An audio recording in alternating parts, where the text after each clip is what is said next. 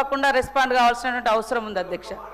ఈరోజు life style గురించి మాట్లాడినప్పుడు వైఎస్ఆర్ గారి భవన్లో అన్నారు, అది గవర్నమెంట్ భవన్.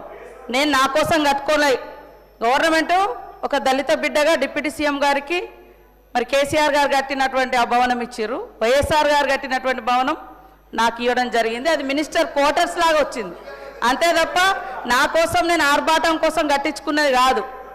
కాబట్టి అలాంటి మాటలు మాట్లాడేటప్పుడు అది అదే 5 ఎకరాలు ఉన్నది కూడా అని నేను అనుకోవడం లేదు. అది క్వార్టర్స్ ఇచ్చారు, అందులో మేము ఉన్నాం అధ్యక్ష, అంతే తప్ప అది నా సొంతం కాదు. నేను ఏదో దాన్ని ఇంకా ఒకసారి వచ్చి దయచేసి కౌశిక్ రెడ్డి గారు రావాలి ఆ క్వార్టర్స్కు.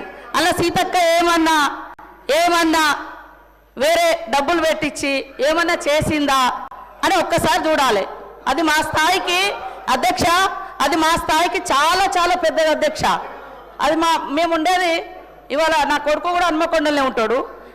మా స్థాయికి చాలా పెద్దది అది.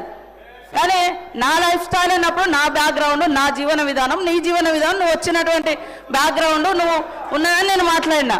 కానీ వాళ్ళు ఆయన సభను తప్పుదో పట్టించేలాగా మాట్లాడింది అధ్యక్ష. అదేవిధంగా ఆత్మహత్యలలో కూడా మీరు అధికారంలో ఉన్నప్పుడు ఈ దేశంలో నెంబర్ 2, నెంబర్ 3గా ఈ రైతాంగము పోయినటువంటి పరిస్థితి. అదేవిధంగా మిల్లుల కాడికి పోతే కోత లేకుండా రైతులు ధాన్యం అమ్ముకోలేనటువంటి పరిస్థితి. గొర్రెల గోల్మాలు, చేపలలో గోల్మాలు, ఇవన్నీ ఉన్నాయి. అవే విషయాలు మాట్లాడడం జరిగింది. కాబట్టి మళ్ళీ ఒకసారి నేను అంటున్న అధ్యక్ష, వైఎస్ఆర్ గారి భవనం ఇచ్చింది అది గవర్నమెంట్ క్వార్టర్స్గానే నాకు వచ్చింది తప్ప వేరే కాదు. నేను టీఆర్ఎస్ నాయకులందరినీ కూడా ఆ భవనంలోకి ఆహ్వానిస్తున్నాను అధ్యక్ష, భోజనానికి కూడా ఒకసారి రండి. మీ నాయకుడు ఉన్నప్పుడు పెట్టిండో లేదో కానీ మేము పెడతాం. మేమేమన్నా గవర్నమెంట్ సొమ్ముతోటి నేను అందులో పోయిన తర్వాత ఏమన్నా అదనంగా చేయించి ఉంటే అది నేను తప్పకుండా నా లైఫ్ స్టైల్ ఏదో మారిందని నేను అనుకుంటా. యాజ్ ఏ మినిస్టర్గా నాకు ఇచ్చారు, నేను అదృష్టంగా భావిస్తా ఉన్నా వైఎస్ఆర్ గారి భవనంలో ఉంటున్నా. కాబట్టి దాన్ని వేరే రకంగా డైవర్ట్ చేయొద్దని కోరుతా ఉన్నా అధ్యక్ష. మినిస్టర్ గారు సార్ కౌశిక్ రెడ్డి యువ శాసనసభ్యుడు అధ్యక్ష. రాష్ట్రానికి సంబంధించి రాష్ట్ర మంత్రులకు సంబంధించిన అంశం విషయంలో ఇదేదో మేమేమో కొత్తగా రాష్ట్రాన్ని క్రియేట్ చేసి లేకుంటే వారికి ఉన్న ప్రోటోకాల్ ప్రివిలేజెస్ క్రియేట్ చేసింది కాదు అధ్యక్ష. గౌరవ మంత్రివర్యులు ఇక్కడ హరీష్ రావు గారు గత ప్రభుత్వంలో ఉన్నారు, వారు కూడా మంత్రి క్వార్టర్లోనే ఉంటుండే అధ్యక్ష. అదేవిధంగా సీతక్క గారు కూడా ప్రభుత్వం ఇచ్చిన ప్రభుత్వ క్వార్టర్లో ఉన్నారు. దాన్ని కూడా రాజకీయం చేయడం అధ్యక్ష ఇక్కడ పోతా ఉంది అధ్యక్ష. ఇది ఏంది అధ్యక్ష? ఇదా వారు నేర్పించేది అధ్యక్ష? వారు ఏంది అధ్యక్ష? మా హరీష్ రావు గారు ఆ విధంగా నేర్పిస్తా ఉన్నారా ఏందో చెప్పండి అధ్యక్ష. ఏంది అధ్యక్ష ఇది? ఇదే ప్రభుత్వ పరంగా మేము కూడా ప్రభుత్వ క్వార్టర్లో ఉంటాము, వారు కూడా ప్రభుత్వ క్వార్టర్లో ఉంటారు. ప్రభుత్వం ఇచ్చిన వసతికి సంబంధించిన అంశం విషయంలో ఎమ్మెల్యే క్యాంప్ ఆఫీసులో మా కౌశిక్ రెడ్డి ఉంటాడు అధ్యక్ష. ఎమ్మెల్యే క్యాంప్ ఆఫీసులో మా కౌశిక్ రెడ్డి ఉంటాడు.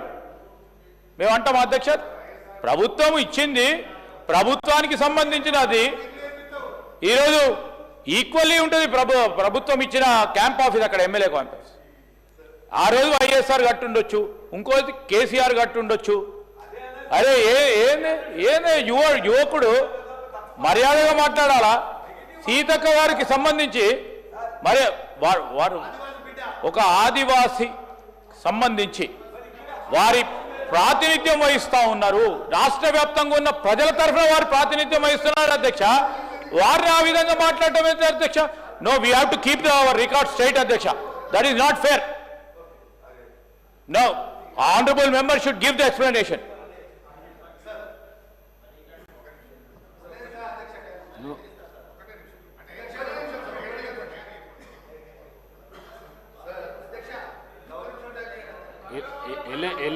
మినిస్టర్ గారు మాట్లాడిన దానికి జవాబు మాట్లాడిన దానికి సార్, గౌరవ శ్రీధర్ అన్న గారు అంటే నాకు చాలా అభిమానం అధ్యక్ష. మీకు ఎప్పుడో చెప్పిన, నాకు రాజకీయం నేర్పించింది హరీష్ రావు గారు కాదు అధ్యక్ష. నన్ను రాజకీయాలకి తీసుకొచ్చిందే శ్రీధర్ అన్న అధ్యక్ష. నాకు తీసుకొచ్చిందే శ్రీధర్ అన్న, ఇది వాస్తవం. శ్రీధర్ అన్నతోనే నేను నా రాజకీయ ప్రస్తావన మొదలుపెట్టిన అధ్యక్ష. శ్రీధర్ అన్నతోనే నేను రాజకీయ ప్రస్తావన మొదలుపెట్టిన. శ్రీధర్ అన్న